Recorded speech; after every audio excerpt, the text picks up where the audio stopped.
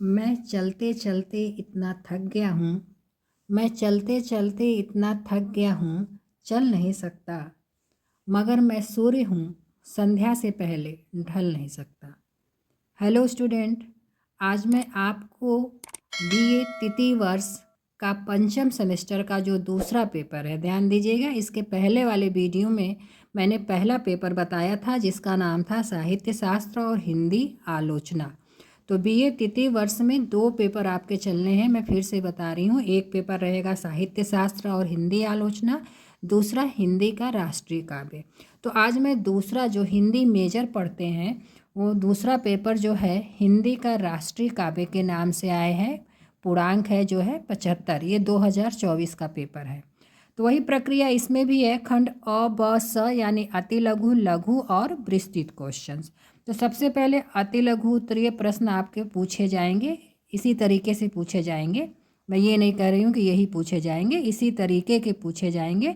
तो पहला प्रश्न आपका जो है 2024 में पूछा गया है, राष्ट्रीय काव्य धारा के प्रमुख 2 कवियों के नाम बताइए। तो जो आपने अपने सिलेबस पाठ्यक्रम में पढ़ा है उसमें से 2 प्रमुख कवियों के नाम उसमें आप बताएंगे। अगला प्रश्न पूछा है उसी क्रम में कि भक्ति काल और रीति काल को किस अन्य नाम से जाना जाता है। ये आप सभी जानते होंगे, भक्ति काल को पूर्व मध्य काल और रीति काल को उत्तर मध्य काल के नाम से जाना जाता है। अब उसी क्रम में प्रश्न पूछा है कि राष्ट्रीय काव्य धारा की 2 विशेषताएं बताइए। ये आप अपने तरीके से बताएंगे, जो आपको लिखवाया गया होगा या आप जो पढ़ रहे होंगे। फिर अगला प्रश्न है ब्रिटिश शासन की 2 दमनकारी नीतियों का उल्लेख कीजिए। प्रश्न अगला है हिंदी सिनेमा के गीतों में राष्ट्रीयता बोध पर विचार कीजिए। ये आपके हो गए अति लघु। अब खंड ब में जब आएंगे तो आपसे लघु उत्तरीय प्रश्न पूछा जाएगा। पिछली बार देखिए जैसे 8 प्रश्न दिया है, 5 प्रश्नों के आपको उसमें से उत्तर देने हैं। तो प्रश्न पूछा है लघु उत्तरीय में, पहला प्रश्न क्या पूछा है कि पृथ्वीराज रासो की महत्वपूर्ण विशेषताएं बताइए। अगला प्रश्न पूछा गया है कि नैनागढ़ की लड़ाई अथवा आल्हा का विवाह खंड की विवेचना कीजिए। आपके पाठ्यक्रम में कविता है ये, देहु सिवा वर मोहि दुहे, बाढ़ चले तेरी कुमकुम मानो, ये सुनी की बतियाने तीह की। इन पंक्तियों के भाव क्या है वो आपको स्पष्ट करने हैं। प्रश्न पूछा गया है अगला क्या कि इंद्र जिमि जंभ पर बाधे फहराने, निज म्यान ते मयूख है, दारुण दहत हरनाकुश बिदारी बेको। जो ये पंक्तियां हैं, इन काव्य पंक्तियों की आपको व्याख्या करनी है। प्रश्न उसी क्रम में पूछा गया है कि मैथिली शरण गुप्त की कविता मातृभूमि का आशय बताइए।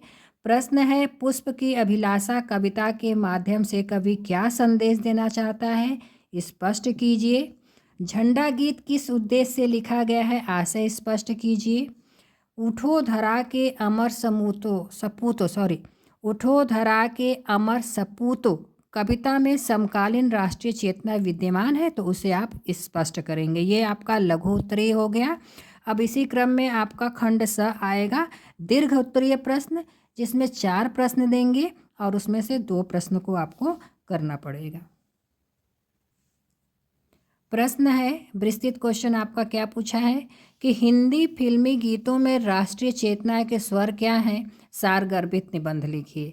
ध्यान दीजिएगा, पेपर बहुत कठिन नहीं होता है, बस आपको समझना भर है। प्रश्न क्या है, कदम मिलाकर चलना होगा। ये कविता है आपके पाठ्यक्रम में कि कदम मिलाकर चलना होगा, कविता का सारांश क्या है उसे लिखना है। अगला प्रश्न पूछा है छोड़ो कल की बातें, कल की बात पुरानी, हम हिंदुस्तानी के उद्देश्य पर आप अपना प्रकाश डालिए। प्रश्न पूछा है मेरे देश की धरती सोना, उगले उगले हीरा मोती। जो आपने ये सुना होगा, मेरे देश की धरती सोना। तो गीत क्या है, जो गीत की समकालीन उपादेयता को आपको स्पष्ट करना है। ये आपके विस्तृत क्वेश्चन है। आप इसी आधार पर अपने जो पाठ्यक्रम है उसको पेपर तैयार कर लीजिएगा। धन्यवाद।